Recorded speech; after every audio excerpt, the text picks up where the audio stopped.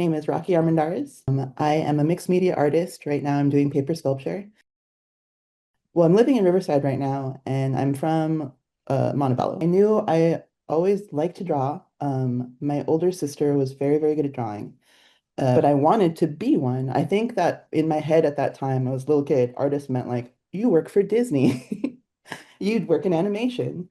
And so I thought drawing is it.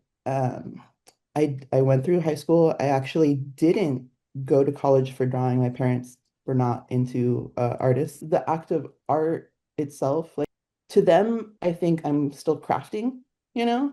Um, and that's something that we do when it's like times are tough, you know? So it's not something that they understand. They are just starting to support me. Like they kind of like I've been doing it long enough now that they have to. So they're just kind of like, oh, she's not letting this one go. So, and so in college, I switched my major from marine bio to photography because that was as close as I can get to taking art classes. After that, I utilized my skills and fell onto graphic design. That seemed to be the most like corporate way of being an artist. And I've been doing that for about 10 years. I learned Illustrator and Photoshop, but specifically for graphic design. I had really no idea that artists were using them for drawing as much until I started drawing more because that was always been my favorite thing, even as a graphic designer. I'm actually just now starting to get into like, well, how do I get my images and what I want into the material world? And in the last 4 years, I've been like, wait, no, no more computers. Like, I kind of want to make art again. So I was in all of the art history classes, and that actually is what kept me going. I think that's a lot of why I do what I do.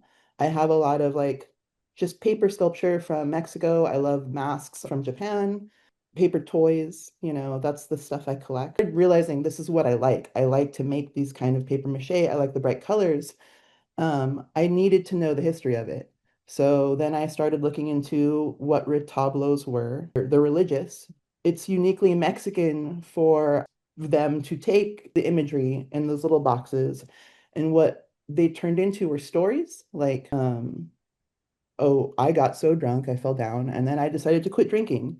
And so then the artist would take that, would create a box of a tiny skeleton inside, just like swaying on the street by himself. And that was a retablo. I kind of started leaning into those a little bit, and kind of that's where I'm going. One of my favorite inspirations are fairy tales. And I mean, I love stories. I love any story that's kind of spooky and dark, but also is a good moral because as a parent right now, even among my sisters, like I'm finding out that not very many people still rely on fairy tales. And so my sisters who are also raising kids are kind of like, oh no, it's Coco Melon. And I'm just like, oh, what? Um, so I'm hoping that that stuff is relevant still because I very much like it. And I have a huge arsenal of like fairy tales that I'd like to pull from. Some of my favorite are the weirder ones. Like I do love like the juniper tree. I think that's a Grimm's fairy tale. This one I actually just told my daughter and she loved it. Diamonds and Toads, the one where the two sisters go out into the woods. One's good. One's got good morals, one's got not so great morals. They meet a witch. One is kindly to her, one is not. The good one, every time she talks, she's got jewels coming out of her mouth. The bad one, every time she talks, she's got toads coming out of her mouth. The fairy tale aspect of like being good enough is so like I don't know, that's something that I stick with. So I really like playing with that. A lot of the projects that I have in my head are with that. Like, are you good enough? Are you good enough to you? Are you good enough to everyone else? A lot of the retablos that I have in my head revolve around that. So the strawberries that I had made, like my imagery is very, very cartoony, but like so is that style of painting. So when I made the strawberries, I was really thinking about the practicality of what they would be for. And I had seen a technique where you carve cardboard into some half circles, and then you use strips of thinner cardboard and essentially build a rib cage around it. And that's how you can get them nice and smooth. And then if you use masking tape on that, then you could tape them down even more. My process is to put so many layers of paper mache and then a thin layer of paper pulp that I use with tissue paper. So that's what makes it not so lumpy. And then heavy sanding. And when I did that, the first time I did that, I was like, oh, this looks like ceramic, and wash, and it looked even more ceramic because of the dullness of it. And then I lacquer them with polyacrylic, and they were made to hold flowers because in my head I was like, these look like they would be part of an altar, so may as well make them part of an altar. So, because they're very pretty on the wall, but when I was working on them in the spring, I was working on the idea of just that cute Kewpie strawberry face. It's very popular. Um, Girls have keychains and stuff like that all the time. And they're very cute. I wanted to make one for myself, but the longer I worked on it, the more like everything I do at this point, I'm sure with a lot of people, local news is seeping in while you work, and you could kind of hear it even if you're not listening. And so it's like you want to enjoy strawberries, but like as a Southern Californian, I know where they come from. I know how we harvest them. Like the jokes all my life, even in high school, have been like, you know, that's where you could end up if you're Mexican. And so, and then like, later comes videos, like, so like it kind of just evolved.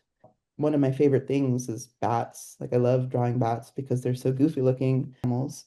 And they have such different noses that I remember like, you go through them and there's like the pig one noses and then there's the heart-shaped noses. But I've been drawing them for so long that I've just developed a style. Like I do love me an upside down heart nose bat. Like, big pointy ears, big slanty eyes, like love it. That's my favorite Halloween bat. And so when I was making them, like I knew they were going to hold flowers, but in my head, I think I was like, they look like candelabras almost. And so that's why the shape came the way they did. Um, when I realized it was like, okay, I'm just making bats, then I leaned into the Alebrije look a little bit. I learned that Alebrijes were like, uh, they're an imaginative animal from an artist. And he was like, I dreamed these, and he started making them, and people really resonated with them.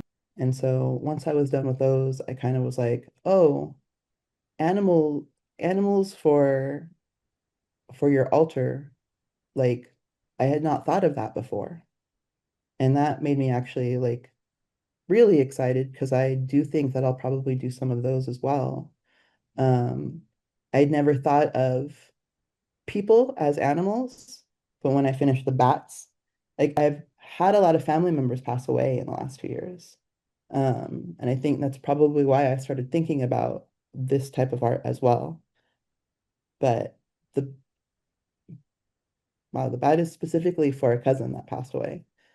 And so he is very much a bat. He was always a bat. Like it makes the most sense. He was, one of those things could be scary, but one of those things that could be really cool and cute and really like, a solid symbol for witchcraft, I guess, I don't know. And I loved him very much.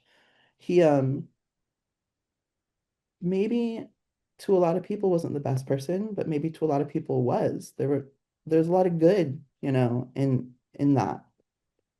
And like, how do you in my culture, like, or in my family even, like, we turn away from the stuff that we're embarrassed from and like don't talk about it. I think this might be a way for me to talk about the people that my family doesn't want to talk about. Yeah, I mean, so that is part of the reason I started making a lot of this stuff. I've been thinking I had a grandmother pass away, I had a cousin that passed away, and my family is very large. Like, I think I had like 7 aunts and uncles on one side, 10 aunts and uncles on the other. Everyone's got kids who've got kids. And so, not everybody is close knit, and then some people are, and then Some people, have bad blood between them. It's so big. So like there's the families are so big, the sisters, brothers and sisters, they fall in, they fall out. And then like with that, then let's just like a lot of, you know, people that fall by the wayside and you don't know why, but there's always like a reason and never sometimes it's a good reason, sometimes it's not. Like in the very religious ones, sometimes it's just like he was gay. And then you're just like, come on, man. Like you never know who you're supposed to be talking to, or at least that's how it was in my family. Um, and I think that this kind of stuff that I'm doing, like with my cousin Jack and my grandmother leaving, it's definitely like, oh, I'm picturing somebody in my head that I didn't hang out with very much towards the end. And so I only have these memories. I cannot reach out to my aunts. I cannot reach out to my cousins because I've not been around. So all I've got is these memories. This is all that's coming out. Like, um, to be honest, like I have thought of both of those people while creating these things, but I haven't thought of them into them. I've mostly thought like I should be creating Alteras for them, but here I am creating Alteras for other things. So that's the thought that has been constant in the process. Mm. So now suddenly I'm like, oh my gosh, am I making these things to run away from stuff? But one thing I do know is that like they're all still ideas, but they will evolve and like it's turning into something. So Yeah. if I'll be staying with paper mache forever, but part of me feels something about it, like when you find a new medium and you're just like, am I playing or is this it? Like part of me feels like, oh, this might be it, and you didn't know. I always thought it was gonna be screen printing or something like that. Um, so I do feel that. And so right now, I think it's just a time for me to stretch my abilities a little bit, see what kind of places are interested, and then like kind of like the bats and kind of like the strawberries, be like, can I make this? I'm just gonna try.